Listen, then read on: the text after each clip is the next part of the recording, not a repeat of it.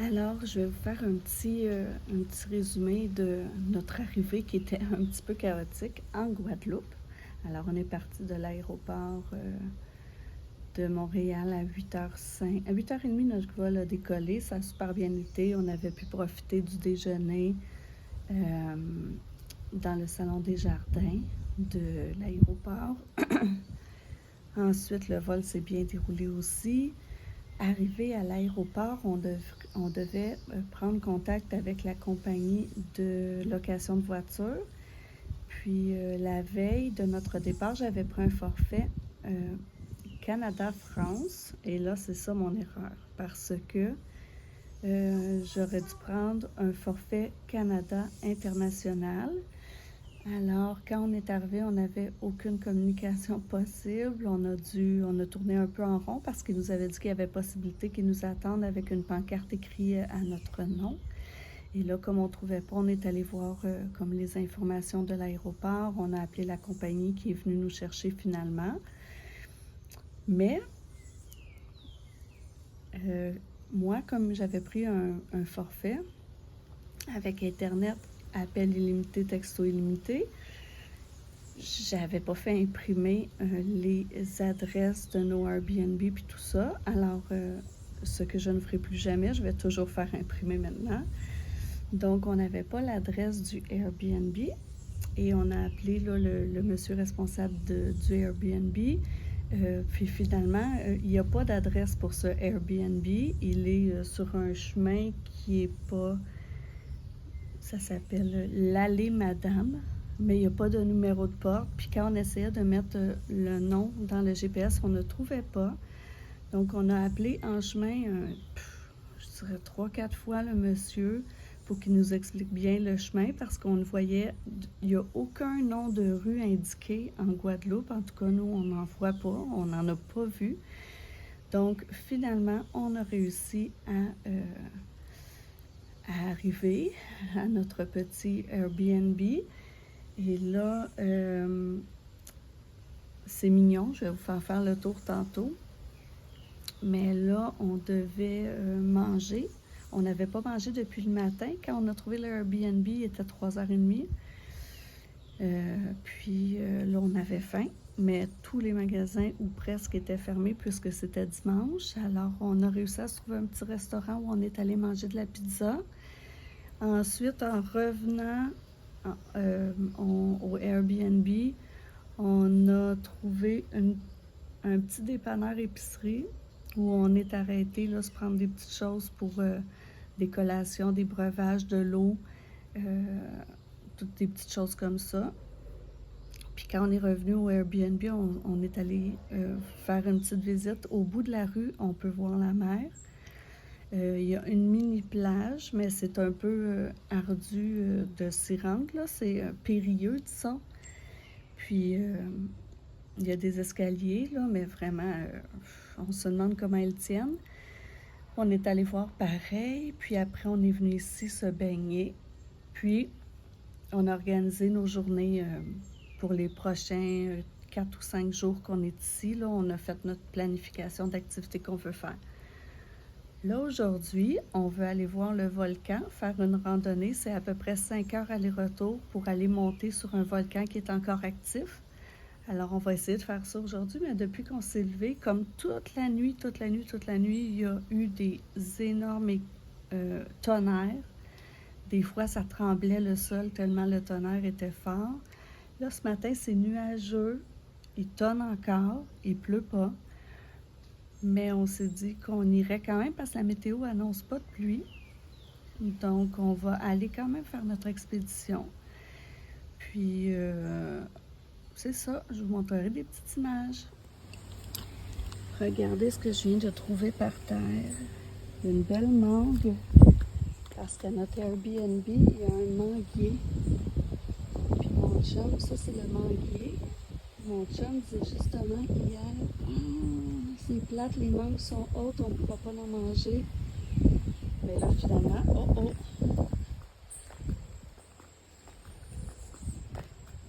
il y en a qui ont déjà été dévorées. Mais celle-là, elle est toute belle. Une mangue fraîche d'un arbre, c'est la première fois que je vais manger ça. Alors, je vous montre. Alors, quand on entre, il y a un beau portail comme ça qu'on doit actionner avec une télécommande. Ensuite, ça, c'est un des premiers Airbnb sur le terrain. Il n'y a personne parce qu'en fait, on est en basse saison ici. L'été, là, c'est la basse saison. Alors, voilà.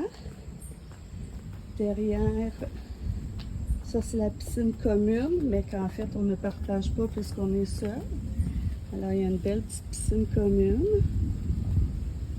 Lorsqu'on descend, alors ça, c'est notre Airbnb.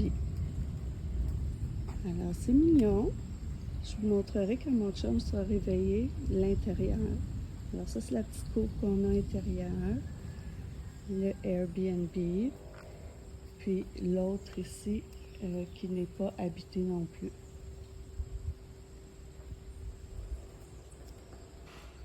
Alors voilà le petit tour. Alors tout s'ouvre, on n'a pas ouvert les volets de la chambre, mais tout s'ouvre. Alors dans la chambre, c'est mignon. Alors voilà la chambre. Avec un moustiquaire si on veut ouvrir les fenêtres, mais il faisait tellement chaud cette nuit qu'on a parti l'air climatisé. C'est pas le grand luxe. Ça manque un petit peu d'amour. Mais comme notre intention n'est pas de rester ici pendant le jour, que c'est juste pour dormir, alors voilà, ça fait notre affaire. Et la petite cuisinette, qui est bien fonctionnelle. Tout est parfait avec l'ouverture comme ça, des portes de garage qu'on peut fermer.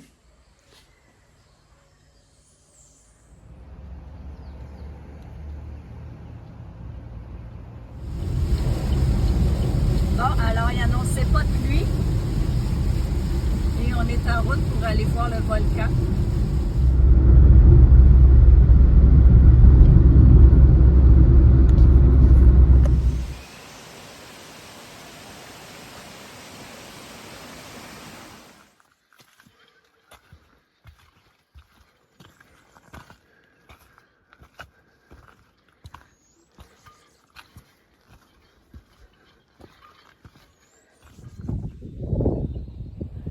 Ça, c'est le volcan dans la brume.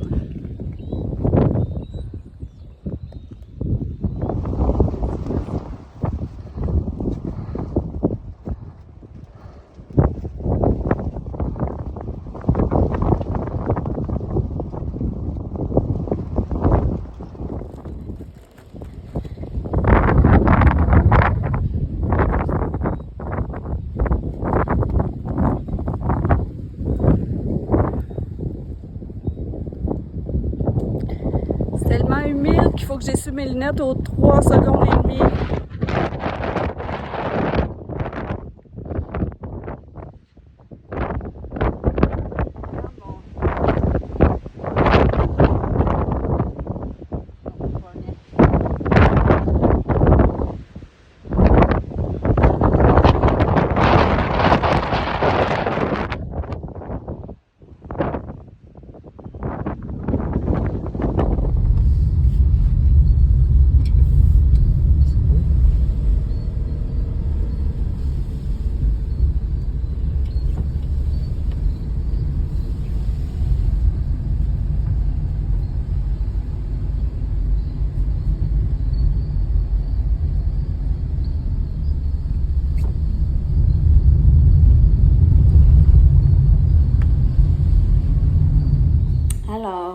Deuxième journée de terminée.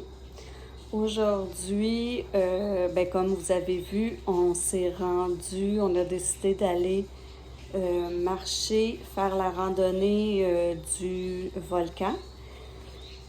En route, on a attrapé de la pluie, comme vous avez vu, mais 2 secondes après que j'ai fermé la caméra, il a arrêté de pleuvoir, fait que ça a été une averse 5 minutes très fort, puis après ça, c'était terminé. Ensuite, bon, on est allé à notre randonnée. En bas de la randonnée, il y avait des sources chaudes. En fait, ils appelaient ça les eaux jaunes, les bains jaunes, quelque chose du genre, en tout cas. Puis, c'était l'eau réchauffée. Ils ont fait des bassins. Puis, l'eau est réchauffée par... ben, en fait, c'est l'eau réchauffée par le volcan. Fait qu'on s'est dit qu'en revenant, on avait emmené nos maillots. Puis qu'après la randonnée, on s'arrêterait pour se faire une petite baignade. Fait qu'on a fait la randonnée. C'est une randonnée très difficile. Alors, si jamais vous y allez, il faut vraiment être en forme et avoir de très, très bonnes chaussures. Là. Nous, on avait des bottes de marche en montant haut, là, pour tenir la cheville. Puis c'était parfait parce que c'est juste la grosse roche. Des fois, c'est presque de l'escalade. La forêt, en fait, je sais pas comment on peut appeler ça, là. La flore est magnifique. On a vu un tout petit oiseau colibri noir qui n'arrêtait pas de nous suivre. Je sais pas si vous allez avoir eu des images, mais on a essayé de le filmer. Plus on montait, c'était tellement humide là, tout le long en montant que mes lunettes, il fallait que je les enlève aux 10 minutes pour les essuyer, tellement il y avait de l'humidité. Puis plus on montait, plus il y avait de l'humidité. Et arrivé au sommet, c'était venteux. Là, des fois, j'avais peur de marcher tellement le vent était fort. Alors, on se retenait. Là, c'est sûr qu'en haut, c'était de la brume. Mais dans mon guide, j'avais lu que 300 jours sur 365, c'était pas, le sommeil n'était pas dégagé. Donc, je pense qu'à n'importe quel moment où on y va, on voit pas tant, mais la randonnée est très belle.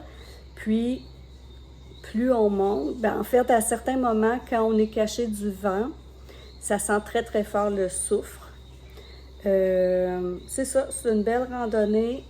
Si on y va avec un guide, on peut monter jusqu'au trou, puis aller voir, sauf que pour la santé, il faut absolument un guide puis un masque à gaz. Puis nous, on pensait qu'on pourrait réserver un guide là-bas. Il y avait comme un bâtiment, on pensait que c'était un accueil, mais il n'y avait absolument personne, c'était fermé. Puis, malheureusement, pendant la randonnée, je me suis barré le dos. Moi, ça m'arrive souvent de me barrer le dos, là, mais là, ça faisait longtemps que ça ne m'était pas arrivé et c'est maintenant. Donc, demain, je crois qu'on va aller faire une journée plus tranquille à la plage parce que j'ai vraiment de la difficulté à marcher. Une chance, je m'étais emmené des Robax Sachet puis des relaxants musculaires. Donc, j'espère que ça va passer vite. Parce qu'on était venus surtout pour profiter de la nature et faire des randonnées. Donc, croisez-vous les doigts pour moi, mais non, il va être trop tard. Fait que demain, une journée un petit peu plus relaxe.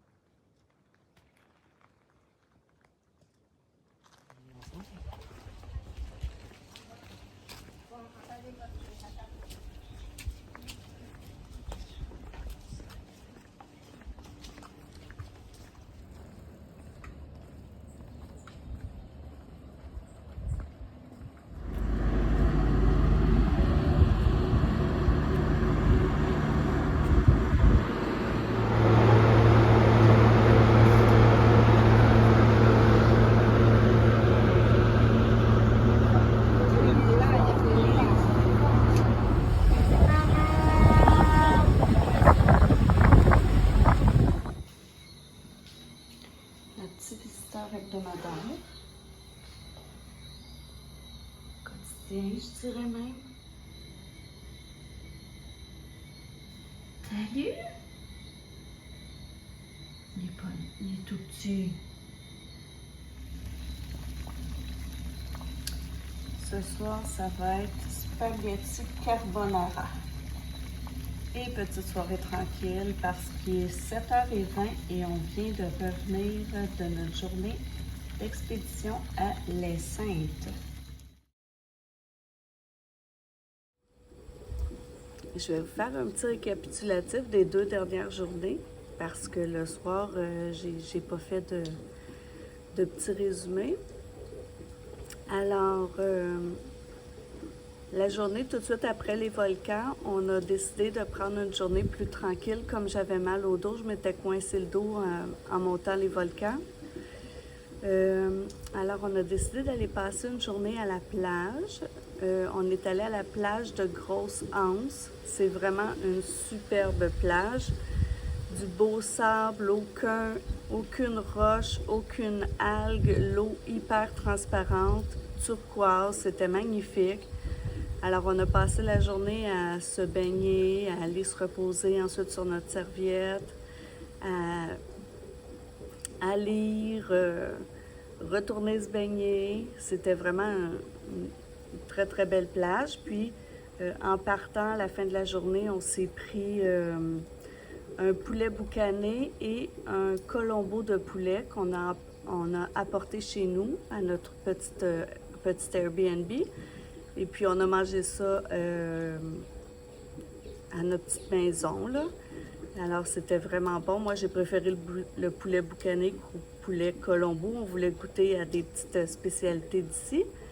Les deux étaient bons, mais mon préféré, c'était le poulet boucané. Ensuite, après le souper, on a décidé de retourner. On est allé à une autre plage. C'est la plage Mambia. La plage Mambia est à peu près à 3 minutes d'auto d'ici. C'était une beaucoup plus petite plage où il y avait vraiment beaucoup de vagues. Et puis là-bas, ben c'est ça, on s'est rafraîchi là, dans la soirée. C'est super niaiseux, là. Moi, quand j'ai vu qu'il y avait des crabes, j'avais peur de marcher sur la plage. Les crabes étaient exactement la même couleur que le sable, puis ils sortaient, pouf, d'un petit trou sans avertissement, mais bon, j'ai essayé de les découvrir un peu c'est parce qu'ils ressemblaient autant à une araignée qu'à un crabe, alors je les ai trouvés autant mignons que laids. Mais bref, j'ai pu relaxer quand même sur la plage, mais c'était triste parce qu'il y avait un petit chien errant aussi qui boitait, il y avait un petit chat errant, il y a beaucoup d'animaux errants ici, des animaux pour nous qui sont des animaux domestiques, fait que ça me fait de la peine de voir qu'ils sont là, abandonnés, puis que personne ne s'occupe d'eux, mais on a passé quand même une belle soirée à la plage. Puis il y avait de gros, immenses oiseaux que j'ai cherché plus tard qu'est-ce que c'était. Je trouvais que leur vol, la forme de leurs ailes lorsqu'ils sont en vol, ils ressemblent presque à des ptérodactyles. Mais là, j'ai vérifié, puis c'est des frégates. Il y avait en Guadeloupe, il y a plein de frégates tout le temps qui volent au-dessus de nous. Alors, c'était une belle soirée. Hier, on s'est levé très, très tôt. Là, on s'est levé à 6 heures parce qu'on devait partir à 6h30 pour aller prendre un genre de catamaran à la ville de Trois-Rivières. Donc, de notre Airbnb à Trois-Rivières, c'est environ 1h15, je dirais. Donc, puis il fallait être au port à 8h30. L'embarquement était à 9h. Alors, on est allé tôt. On s'est levé tôt pour aller voir les Saintes. Les Saintes, c'est comme... c'est une île qui fait partie d'un archipel d'îles en Guadeloupe. Donc, tout le monde nous avait dit que ça valait la peine d'aller. Donc, on est allé. On m'avait dit que ça brassait beaucoup. Puis, on m'avait dit, si t'as le mal de mer, ouf, tu sais. Sauf que finalement, j'ai vraiment pas le mal de mer. Puis ça, oui, ça bougeait beaucoup. C'est pas comme un traversier, mettons, à Berthier, là, mais il n'y a pas de voiture, seulement des passagers. Oui, ça brassait beaucoup. Mais c'était super beau, la mer. Arrivé à l'île, on a loué des vélos électriques parce qu'il faisait extrêmement chaud. Puis en fait, l'attraction là-bas, c'est le phare Napoléon, qui est vraiment tout en haut d'une montagne. Donc, avec la chaleur qui faisait, on a loué un vélo électrique pour monter jusqu'en haut. On est allé visiter le phare. On a pris la petite visite guidée. Le guide était vraiment sympathique, c'était vraiment intéressant. Et puis, c'est ça. Après, on a refait le tour des salles parce qu'on voulait lire des petites choses, regarder des choses plus attentivement. Ensuite, on est descendu dans le petit village. C'est vraiment un beau petit village, là. Là, ça fait vraiment plus touristique, là. C'est super propre. C'est vraiment... au coup d'œil, c'est vraiment joli. Les marchands sont directement sur le bord de la plage. On est allé manger dans un petit restaurant qui était vraiment... On dirait... L'eau venait presque jusqu'au solage du restaurant. C'était super bon. C'était un petit peu gastronomique. Mais ça ne nous tentait pas de chercher. Alors, donc, on a arrêté là. C'était très bon. Mon chum a pris du poisson. Moi, j'ai pris du poulet. Pas du poulet boucané, là. C'était vraiment un blanc de poulet dans une sauce qui était succulente avec plein de champignons sur un lit de polenta croustillante. Donc, c'était vraiment bon. Après, qu'est-ce qu'on a fait après le dîner? Après le dîner, ah oui, on a repris les vélos pour aller voir la plage du Pain de Sucre, où est-ce qu'on s'est baigné un petit peu pour se rafraîchir. Puis ensuite, on est allé retourner les vélos, puis on a fait du petit magasinage. Et on a goûté là-bas à une pâtisserie qui s'appelle les Tourments d'amour. Il paraît qu'avant de quitter l'île, il faut goûter aux Tourments d'amour, sinon le temps du voyage en bateau, tous nos souvenirs de l'île vont s'effacer. Donc, on a goûté aux Tourments d'amour dans un petit café. C'était très bon. Alors voilà, et c'était une très belle journée. Lorsqu'on est revenu, ici en Guadeloupe, il fait vraiment noir à 6h30. Donc quand on est revenu, le traversier pour revenir, il était à 7h. Mais il est parti finalement à 7h30. Donc on est revenu à la noirceur, on est allé à l'épicerie pour se faire des pâtes, pour aller se chercher ce qu'il nous fallait pour se faire des pâtes. Puis... on est venu manger à la maison, puis ensuite, on est allé se baigner dans la piscine. Fait que c'est ça. Aujourd'hui, on va prendre ça relax. Il est 8h15, on vient de se lever. On va aller voir le saut des Trois Cornes. C'est une chute dans la forêt on doit prendre un petit sentier. Là, c'est une randonnée. Alors, on va aller voir le saut des Trois Cornes. Puis, on s'est dit que dans l'après-midi, on verrait. On a plusieurs possibilités. Dépendamment de quelle heure il sera, quand on aura fini la visite des sauts des Trois Cornes, on verra ce qu'on va faire. Alors, ce matin, on s'en va faire la randonnée des Trois Cornes. Le saut des Trois Cornes, on va voir une cascade. Je crois qu'on ne peut pas se baigner, mais qu'on peut se laisser arroser par la cascade. Puis... on va sûrement dîner là-bas. On s'est amené un petit lunch. Alors, il faut regarder où on marche. Beaucoup de racines. Et c'est très boueux. Wow!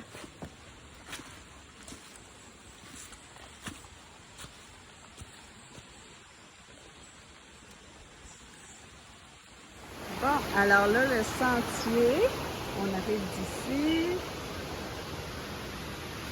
Et il faut traverser la rivière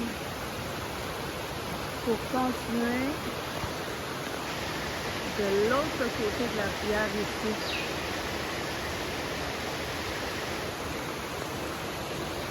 On va voir ce qui va arriver. Et voilà, c'est fait. On était ici et on a traversé dans l'eau. Est-ce qu'on a les pieds mouillés? Assurément. Mais c'est pas très grave. Parce qu'on aime la randonnée, puis c'est magnifique.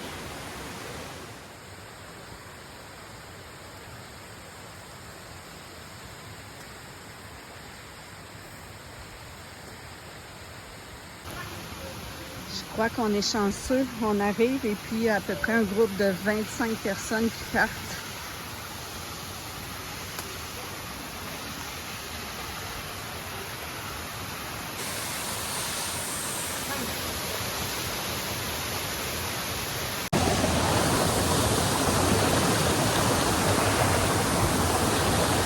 On est arrivé!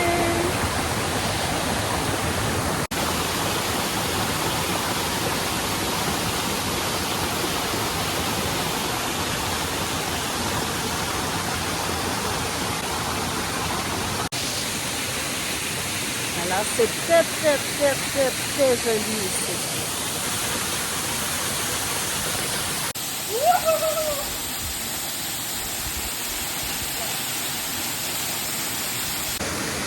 On est vraiment tout seul, mon chum et moi. C'est vraiment le fun. Il fait beau, des beaux rayons de soleil qui sortent de temps en temps. C'est magnifique. Dans mon guide, il disait qu'on ne pouvait pas se baigner, qu'on pouvait juste aller se faire arroser par la chute, mais c'est pas vrai. Il y a des petits bassins où on peut se tremper. Il y a un bassin ici. Il y a un bassin plus loin là-bas. Alors on peut se tremper.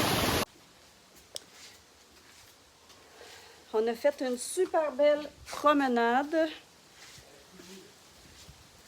à la chute au saut des 3 cornes. Regardez l'état des souliers. Elles étaient gris pâle au départ, comme ça. Alors voilà les souliers de marche. On va aller faire une petite baignade dans la piscine ici, là-bas. Parce que là, il pleut, il arrête, il pleut, il arrête. On ne sait pas trop ce qu'on va faire encore. C'est notre dernière soirée ici. Puis j'étais un petit peu contente parce que là, ça fait 2 soirs quand même qu'on voit ceci. 2 soirs qu'on tue des coquerelles, burk. Je relaxe un peu devant à la piscine pendant que mon chum prend sa douche et ensuite on va aller se chercher à souper. C'est notre dernière soirée ici, donc on en profite pour relaxer et de toute façon là il est 4h30 puis dans 1h30 il va faire très noir, donc on va aller se chercher à souper puis on va planifier un peu nos 7 prochains jours qui sont de l'autre côté de l'île. Alors voilà, et je lis La Reine de Rien. C'est un bon roman. C'est un peu la suite de ce qui arrive dans la vie dans la déesse des mouches à feu. La jeune fille, c'est elle quand elle est rendue plus vieille, puis qu'elle a un chum, un enfant, des enfants, puis que ça commence à battre de l'aide dans son couple. Donc, c'est un petit peu cette histoire-là. Fait que, à plus!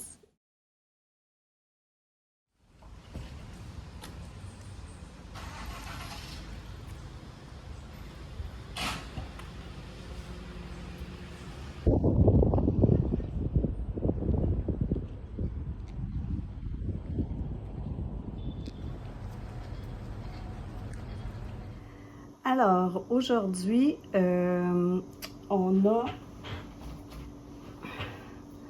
passé notre dernière journée. Attendez, là, je me mélange. OK. Alors, aujourd'hui, on a passé notre dernière journée sur les basses terres. Bref, ce que j'ai compris, c'est que les basses terres, c'est la partie la plus agricole ou